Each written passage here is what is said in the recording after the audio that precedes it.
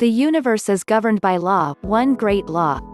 Its manifestations are multiform, but viewed from the ultimate there is but one law. We are familiar with some of its manifestations, but are almost totally ignorant of certain others. Still, we are learning a little more every day, the veil is being gradually lifted. We speak learnedly of the law of gravitation, but ignore that equally wonderful manifestation, the law of attraction in the thought world. We are familiar with that wonderful manifestation of law which draws and holds together the atoms of which matter is composed. We recognize the power of the law that attracts bodies to the earth, that holds the circling worlds in their places, but we close our eyes to the mighty law that draws to us the things we desire or fear, that makes or mars our lives. When we come to see that thought is a force, a manifestation of energy, having a magnet-like power of attraction, we will begin to understand the why and wherefore of many things that have heretofore seemed dark to us.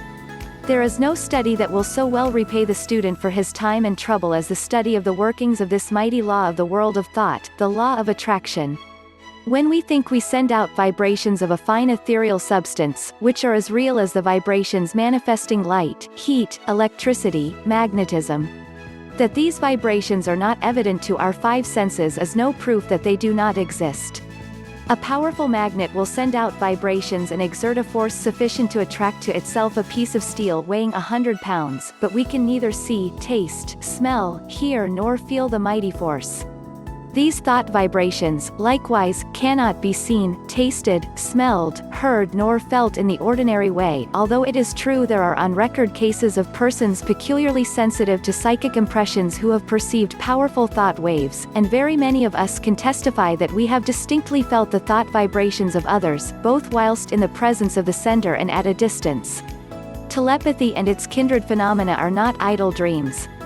Light and heat are manifested by vibrations of a far lower intensity than those of thought, but the difference is solely in the rate of vibration. The annals of science throw an interesting light upon this question. Professor Elisha Gray, an eminent scientist, says in his little book, The Miracles of Nature, "There is much food for speculation in the thought that there exist sound waves that no human ear can hear, and color waves of light that no eye can see. The long, dark, soundless space between 40,000 and 400 trillion vibrations per second, and the infinity of range beyond 700 trillion vibrations per second, where light ceases, in the universe of motion, makes it possible to indulge in speculation." M. Williams, in his work entitled Short Chapters in Science, says, "There is no gradation between the most rapid undulations or tremblings that produce our sensation of sound, and the slowest of those which give rise to our sensations of gentlest warmth.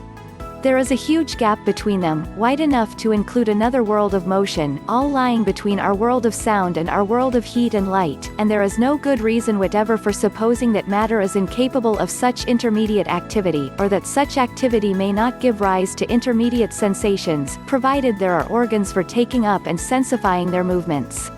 I cite the above authorities merely to give you food for thought, not to attempt to demonstrate to you the fact that thought vibrations exist.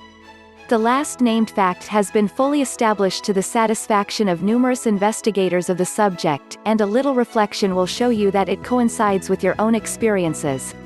Remember to like and subscribe. Look in description for free numerology reading.